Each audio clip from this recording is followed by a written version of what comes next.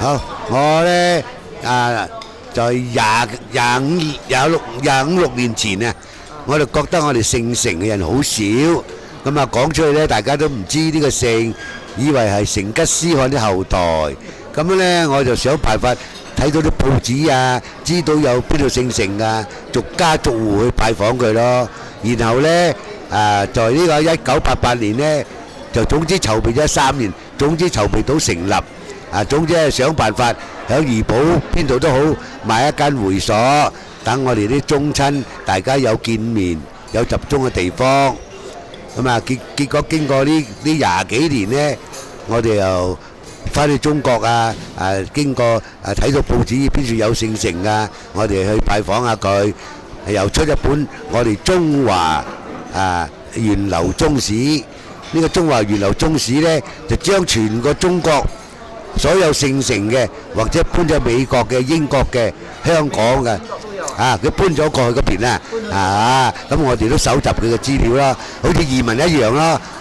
佢移民去美國，好似我哋以前喺中國嘅移民嚟新加坡、馬來亞啦嘛，一樣咯，攞咗落地生根，咁聯絡到希望呢一次呢能夠籌備到呢個我哋世界城市宗親首屆大會。係得都叫做都籌備咗1年幾工作㗎啦，最主要咧係中國有人嚟係嘛？邊個省市咁呢次咧得到雲南貴州四川廣東幾個市潮州清遠英德咁有湖南又有江蘇山東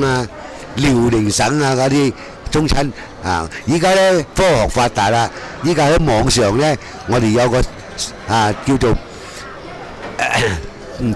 叫做城市嘅網站啦。咁你哋打開個網站就睇到啲資料咯，比較好似未有網站咁就會感覺比較好啲。呢個網站咧將我哋祖先嘅歷史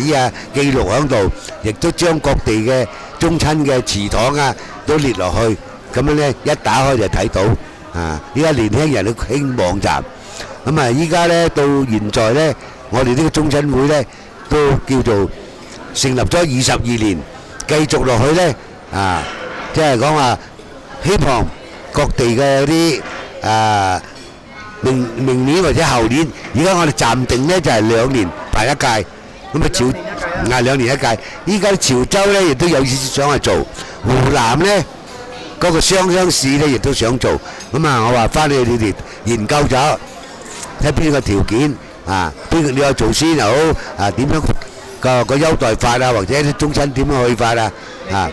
未決定希望喺中國下屆就一定肯定喺中國啦，邊個省邊個市就未知啦係講咁多啦，俾大家